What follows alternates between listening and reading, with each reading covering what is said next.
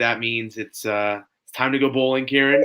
Um, Thankfully, Colorado got invited to a bowl and get to play Texas in the Alamo Bowl. Do you think? How do you think we'll fare up against our old Big Eight opponent? Yeah, so I think that they'll do all right. I think that, they're quickly being written off, as they have been all year, kind of to be expected that everybody would be claiming that the Big 12 sort of opponent would, with a little bit longer season and things like that, be feeling that much more um, sort of that would be sort of the team expected to win this game. But I think that those same people are, a lot of the same people that would have, expected Colorado to have very little success going into the season in the first place, under brand new head coach and things like that. And so I think that, the prospects for Colorado look relatively bright, and then especially also considering the fact that Texas is actually suffering a little bit of, like they're a bit hampered by some COVID infections, with some of their players. Meanwhile, Colorado thus far, knock on wood, has managed to stay COVID free. Yeah. This team had no expectations going into this year, and obviously they blew them out of the water, winning getting 4 wins, and then the sheer fact that even if USC and Washington hadn't opted out of a bowl game, we still would have had a bowl game. It's kind of nice that we get this kind of like higher tiered, more nationally recognized bowl game in the Alamo Bowl against an opponent that people know that people when people think college football, I think Alabama, Clemson, and then Texas. So it's like this game will get national attention. This team gets to play in front of fans, which is kind of awesome. Bus travel well, so that stadium should be a good amount filled. But like I said, I have no expectations going into this game. I'm happy they got there. Would I love for them to finish off a season with a win? Yes, of course. I think we'd really put the crowning achievement on what Coach Durrell and his coaching staff has done in this school, and show that our 4-1 record in the Pac-12. We didn't play games to no fault of our own. Wasn't just a fluke, and wasn't just we won when those teams weren't at their best. But we won rightfully so when we went out and we beat another Power 5 conference team who is respected, who's good, who has a quarterback who's going to go into the draft, and we can show that this year wasn't a fluke, and that what we did here is only going to be built upon going into next year. While it's going to hurt that we don't have Nate Landman, and we definitely saw what happened in that second half of that Utah game when Utah just ran all over us. But I think this defense has to understand that while we lost our guy, we lost the centerpiece of our defense. We're still an elite squad without him, and we still have the capabilities of playing at that same level. So I think it's really going to come down to their ability to play defense and to keep Sam Ehlinger in his place. But it's going to be interesting to see what happens. I'm excited to see them, play into late December. We haven't got to see that in almost 4 years now. It's pretty exciting to see. I agree. I think that one thing that is especially cool for the Buffs in this game is that there are 22 players on the Buffalo's roster that are actually Texas natives. And it's no secret that the Buffs really like to recruit out of Texas. Texas has been sort of a big spot for that, and out of DeSoto in particular, that Dallas suburb where Visca is from, Katie's from, obviously then Vontae's from. But I mean, we've got Levante Chenault. We've got Katie. We've got Jarek Broussard's a Texas boy himself as well. We got Christian Gonzalez, the freshman cornerback, who's been seeing a lot of playing time, also a Texas kid. So I mean, there's a lot of not only just a lot of Texas players on the CU roster, but a lot of really sort of key players on the CU roster that are Texas kids. And so I think for them to be able to be back in their home state playing in front of their families and things like that, will definitely add an added level of competitiveness from the Buffs in this game. And I think that will definitely sort of just add one more thing in terms of, on top of trying to prove everybody wrong that doubted the Buffs this year and things like that. It'll just add one more reason for the Buffs to sort of come out, especially fiery against, as you said, a Big 12 team that has, a quarterback that, is played, quite well throughout his Texas career and, is a very likely draft pick in next year's draft. Yeah. I'm excited to see how this team fares well against a more prominent non-conference opponent. While we played San Diego State, we played a group of 5 team, and they were missing people, and we definitely showed that we were better than them. But like this year, we were supposed to play Texas A&M in the second game of the season, assuming nothing happened and the whole COVID thing didn't happen. And look how Texas A&M ended up.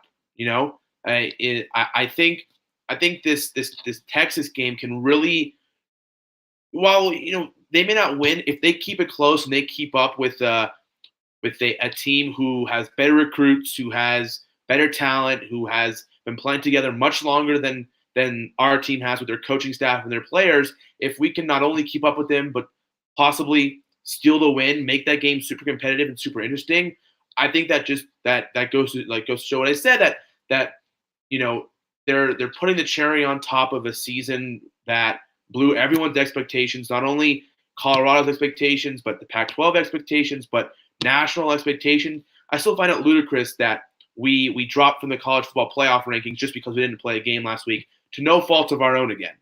Yeah, I mean, that was clearly, a bit of a Pac-12 error, just sort of, or just another one of them seemingly. We saw how,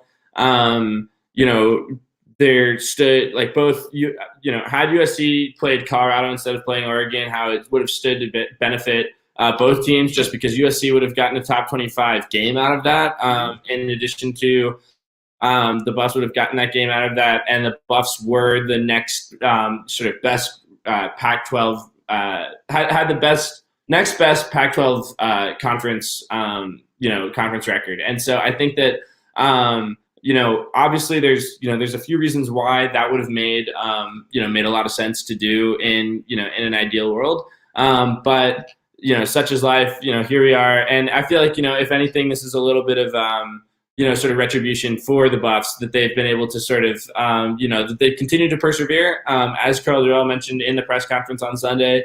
And as a result, they sort of have gotten, thrown this sort of unexpected bone by USC pulling out of bowl game play. Yeah, definitely excited to see the Buffs fare against that Big 12 team. But I want to look a little further going into next year. There's truly is nothing changing about this team. The fact that a lot of these guys get an extra year of eligibility, meaning that Neuer can come back if he wants, Landman can come back, and I wouldn't be surprised if he did after this injury, because I think obviously he's going to get better and possibly show out of the combine. But if he can come back next year and play just a fraction of what he did this year, I think he adds a crucial piece to the continuing success of this team, and he can truly propel this team into greater depths next year.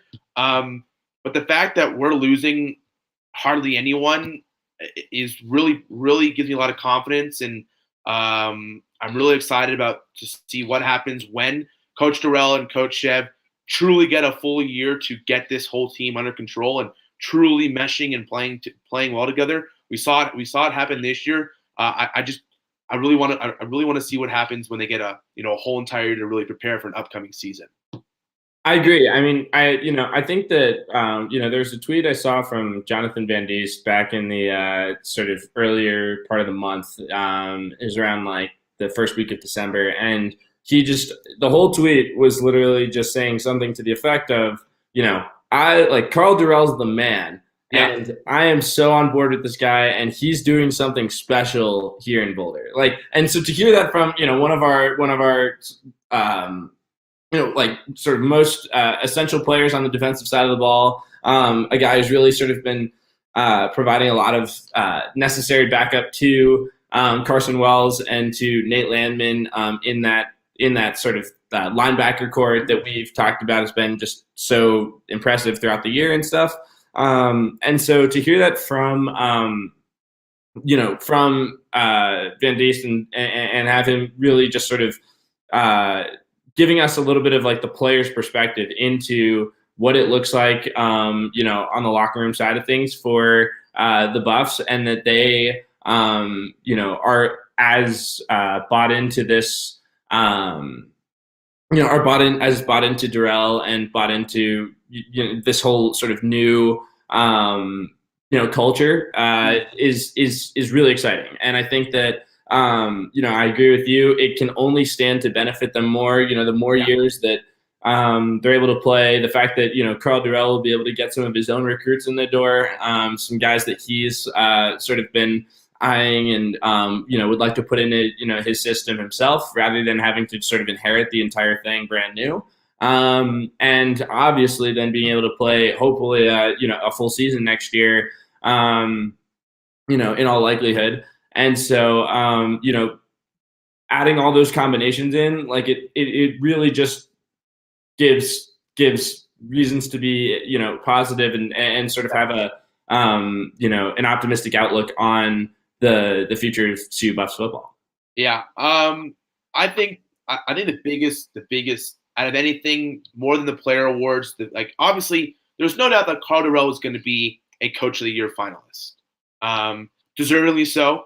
He turned around a program that had, just gone through that messy breakup with Mel Tucker. But I want to echo what you said on Twitter a couple hours ago. You said you retweeted Colorado football's graphic. You said, "This is what happens when you chase clout rather than trophies. I'm all in on Carl Darrell shifting the hashtag CU culture in Boulder." And you truly said it right. He's doing something that Mel Tucker didn't do last year. He's getting the players to buy into their system. And while we thought Mel Tucker was going to do that, obviously it didn't end up doing so, and he left CU for Michigan State, and they had a terrible season. And look what we did this season. I've been very public. I was not the biggest fan of hiring Darrell. There was just such a small sample size in terms of head coaching. Sure, he had a lot of success in the early 2000s with UCLA, but college football was different back then. He was different back then. Coming into a program that was long overdue for I wouldn't say a big overhaul, but for a change. And he's done it. Obviously there's more to do, and you can only get better, which they will be. But like I said, the fact that he came in and took this squad, who was projected to win at most 1 to 2 games, he projected them to a 4-0 season. They were nationally college football playoff ranked twice. They dropped out by no fault of their own again. And he has them playing in a bowl game year one. It really goes to show that how much impact a head coach has. We saw what Mel Tucker didn't do last year, and we're seeing what Carl Darrell's able to do this year. And I'm extremely excited to see what he has in store for us and how much more he can bring to this table and really bring this program back up to being not only a contender in the Pac-12 but a contender nationally. I agree. I think that I think you're right on there. I think that it really has just sort of been been remarkable to see how this shift in perspective and style from Carl Darrell, definitely also a much lower sort of lower key style, has paid dividends in terms of goal setting and stuff, especially when in a year like this year the odds have been so stacked against the Buffs, for a variety of reasons. And so I think that it'll be really. I'm seriously looking forward to seeing how the Buffs can use this as like can manage to keep this momentum moving forward. I think that but I think the most important part of this entire process, though, is they've laid this foundation, this sort of baseline for what they're going to expect in the years to come. Right, like this year's success is only going to is rather than sort of serving as a one-off. Oh, maybe things are starting to work. Using the same process that we were using, as we saw with Mike McIntyre, and then it was the sort of thing where then things just reverted back to the sort of mediocre play that we expected. Which honestly, if you're doing the same things and then all of a sudden you see an unexpectedly good result, like it only stands to reason that it's going to go back to that mediocrity. Whereas if Darrell is sort of setting the bar at this is the minimum, like this is what we're minimally going to expect from ourselves. That's not only going to fire up players to accept nothing, go into the season being willing to expect really nothing less than that. In addition to drawing recruits from other parts of the country that we haven't perhaps previously tapped into to be interested in Colorado football and what's going on here, because Colorado football is taking itself seriously now. You know what I mean? Like Colorado football cares about Colorado football success in a way that it really, really hasn't over the course of like the 2000s, which is really it's remarkable to say that, but it's true. And certainly since entering the Pac-12 and things like that back in 2011, Colorado has not been this serious of a contender for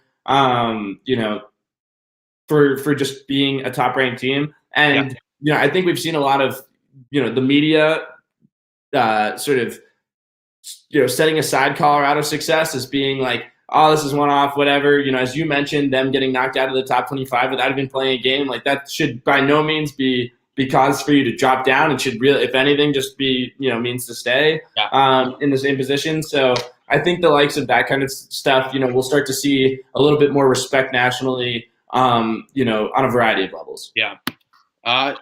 You just said it's truly all about the respect.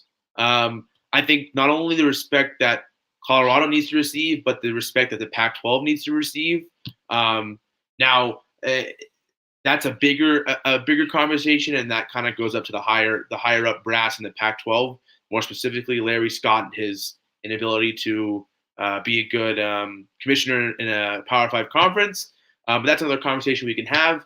But you're right. It set the baseline for what's to come. And if Carl Durrell can keep up this constant success, and not every season is going to be good, but if we can constantly have winning seasons, consistently be competitive, I think we're going to get to a point where we're going to be back to being contenders like we were in the 90s, and we're going to be back to getting the top recruits and being the team to beat in the Pac-12 and being a force to be reckoned with nationally. And if this season is any indication, I have a lot of confidence going forward that give it time, give him some of his own recruits, give him his chance to really instill his program, that we're going to get there. Yeah, I agree. I mean, I think that there's really only room for the Buffs to improve from here on out. But I mean, while we've sort of started to step back and take this sort of 30,000 feet, look at the Buffs' future. I mean, so bring it back to the Valero Alamo Bowl and to their game against Texas. We're coming to the end of the season. We've seen a lot of really phenomenal play from the CU players and players, as you mentioned with Carl Durrell. Like Carl Durrell up for a Coach of the Year award. Jarek Broussard, a semifinalist.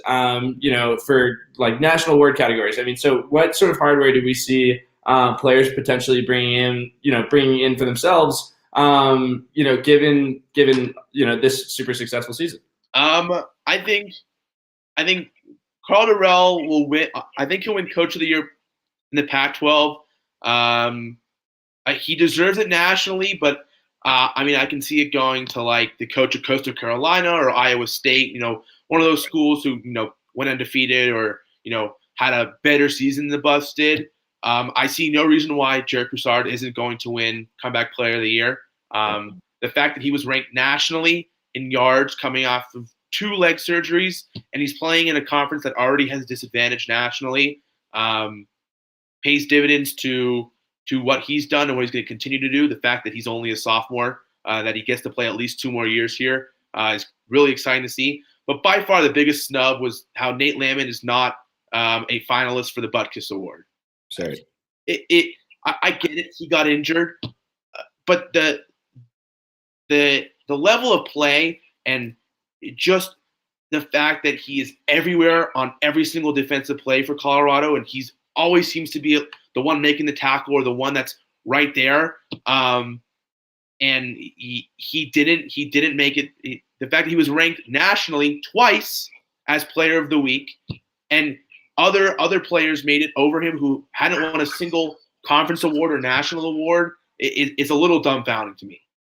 I mean, I completely agree. I was going to mention with Nate Landman specifically. I mean, so he, with no disrespect at all to, our friends over, at Utah, besides having, handed us the loss 2 weeks ago, with no disrespect to them at all, the, Devin Lloyd, a linebacker at University of Utah, got a Butkus finalist award. He had no Pac-12 awards this season, and he, had and then Landman himself has 39 solo tackles, while Lloyd only has 38 total tackles. So, I mean, that disparity kind of says it all right there. I think that this harkens back to what we were talking about with Colorado's success and Colorado's respect. Like that the amount of respect that they're receiving and the success that they're having do not correlate. You know what I mean? And that's what's unfortunate for this 2020 Buffs team, right? Is that they're having this immense success and they're putting up the numbers to show it. And fortunately, Jarek's, he's getting the respect he deserves, and then and the attention he deserves for having a remarkable season. I mean, he was on track to potentially, have a 1,000-yard season in a 6-game season, which is just absurd. Yeah. So I think that while while Jarek's had that sort of season, I mean, Nate Landman suffered a torn Achilles in the final game of the season, and still had better numbers to show for himself than the likes of a Devin Lloyd. And it's just the kind of thing where, Utah just somehow has a little bit more of the national clout seemingly than Colorado does. And I'm hoping that, if nothing else, this year just provides Colorado with the ability to say, look, we are legit, and, we're a serious contender for the Pac-12 championship, get us a couple out of conference games, and potentially, we're potentially a contender beyond that. And so, I think that it's really it sucks to see that Nate Landman has gotten snubbed from the Butkus award contention at this point. But I would love to see, at the very least, as sort of to make up for that, for Jarek to get comeback player of the year. And I think that he's been putting up the numbers to do so, as you said, coming off the ACL surgery and things like that. I think for Landman, if he doesn't at least win Pac-12 Defensive Player of the Year, then there's something truly wrong with whoever's voting for these awards.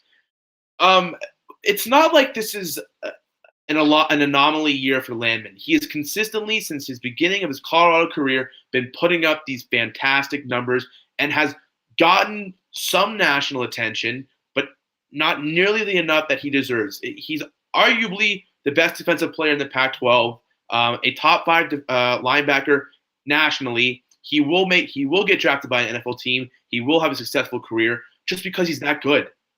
He's an insane run stopper. He's everywhere. He pressures the quarterback. He tackles players for a loss. Like you said, it's the respect that Colorado isn't getting. And not only is it at the team level, but it's at the player level. And it's not even like these players aren't deserving of it. Nate Landman is deserving to at least be a finalist for the Butkus Award. And like you said, there's there's nothing against Devin Lloyd in Utah, but the fact that he made it over someone who has more tackles for a loss than he has total tackles, more sacks, the fact that he has monstrous games every single week and still doesn't have any national attention, it's frustrating to see. It's frustrating to see a player who is truly going to go down as one of the best defensive players of all time to play at Colorado University, one of the best defensive players of all time to play in the Pac-12, and one of the best defensive players to play in college football in general in our era, and he's only a semifinalist for the Butkus Award. It's frustrating. It's dumbfounding. It's like, who's voting for these awards that they're not seeing a guy who's consistently putting up monstrous numbers, who's done it for 4 years, and he gets injured, so automatically he's out of the contention. It's like, what's going on here? This is like a rigged system. It's like the college football playoff. No, exactly. I was just going to say it's very similar to the college football playoff in the college football playoff for the picking of those teams. They talked a lot about name brand, right? They talked a lot, with Notre Dame getting blown out in their championship game. I mean, with there's all sorts of different things there at sort of at play that ultimately it comes down to the likes of an Alabama and a Clemson, Notre Dame, Ohio State. Like, those are teams that have like what the traditional sort of name brand clout with them in college football, and as a result, sort of always get like the benefit of the doubt, for lack of a better word, when it comes to comparing them to and their success to other teams. And that's the thing, is that Colorado, and then also the likes of like Coastal Carolina and stuff like that, like they've put up the numbers this year in their sort of respective football seasons that haven't obviously intersected it at all, but they're just sort of another comparable team that has kind of risen out of nowhere this season, but put up all the numbers to deserve the kind of respect that the Buffs also sort of deserve on a variety of levels. And for them to sort of for them to get snubbed in their own way, for the Buffs to just keep getting like just the absolute worst hand when it comes to the Pac-12 championship, and then now to the postseason and postseason awards and things like that. I mean, it's about time that hopefully this is laying the foundation that next year Colorado's considered as a brand name in football, because I don't think Karl Dorrell has any plans to settle for less. No, I don't think he does.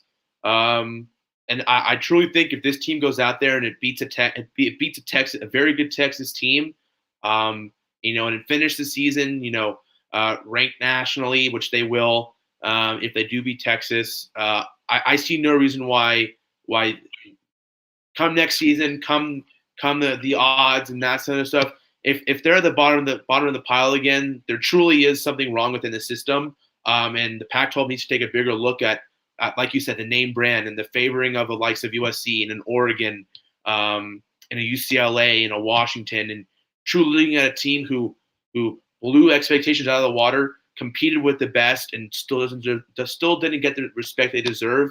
There definitely needs to be a conversation about what's going wrong and why this keeps happening. But it's going to be interesting to see. And like I said, I hope Colorado goes out there, wins their game, proves everyone wrong, control the things they can control, and put the ball in the other person's court, and really make a name for themselves. Yeah, I agree. I think we can expect to see it out of a Buffs team that's shown a lot of incredible perseverance and sort of fight against all odds this season. And I'm excited to sort of break that down a little bit more. Sort of perhaps next week, right at just day before the game, the 29th.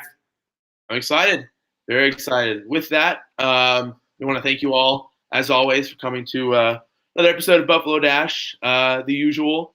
Follow us on the socials: Twitter, TikTok, Facebook, and Instagram. Check out the YouTube channel at Dashboards TV. Check out the website, dashboards.tv. Check out Sports Pac-12, like always. Super cool Pac-12 only sports site. But with that, Kieran and I will see you later. Looking forward to another episode next Monday, previewing that Tuesday bowl game against Texas. horns down. Horns down, baby. As always, go Buffs.